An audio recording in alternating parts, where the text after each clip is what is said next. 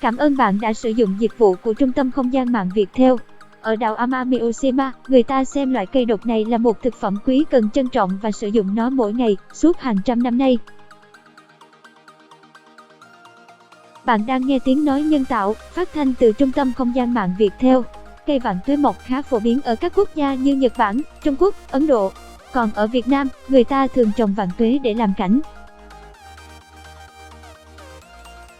Giọng đọc thuộc bản quyền Trung tâm Không gian mạng Viettel.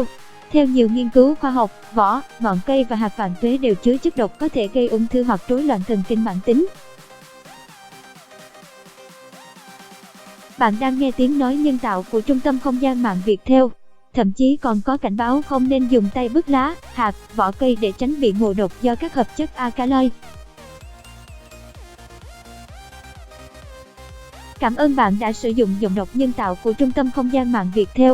Thế nhưng ở đảo Amami Oshima, Nhật Bản, người ta lại xem đây là một thực phẩm quý cần trân trọng và sử dụng nó mỗi ngày, suốt hàng trăm năm nay. Tiếng nói từ Trung tâm Không gian mạng Viettel. Cây vạn tuế ở Nhật, Amami Oshima là quê hương của hàng trăm loại vạn tuế. Chúng mọc khắp nơi, gần như bao phủ cả đảo.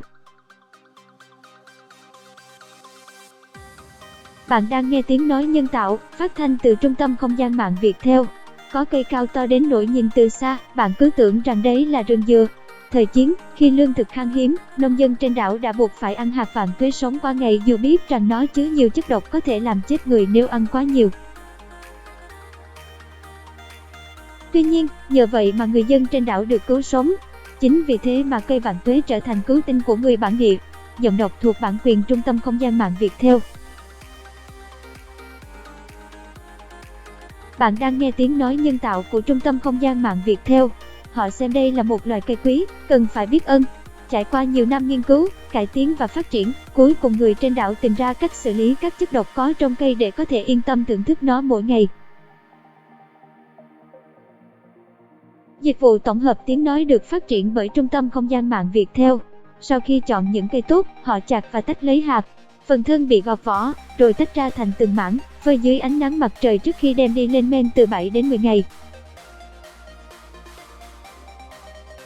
Toàn bộ quá trình thu hoạch, sơ chế, người nông dân cần phải đeo đồ bảo hộ và làm thật cẩn thận để không bị nhiễm độc. Bạn đang nghe giọng đọc phát hành bởi Trung tâm Không gian mạng Viettel.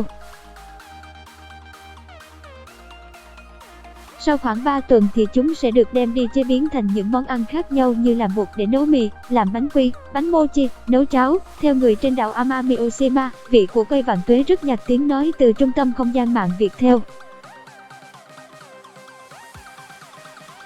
Giọng đọc cung cấp bởi Tập đoàn Công nghiệp Viễn thông Quân đội Viettel. Chúng hầu như không có vị gì, nhưng chính vì thế mà nó rất thích hợp để ăn kèm món khác. Giọng đọc cung cấp bởi Trung tâm Không gian mạng Viettel. Vì Yến.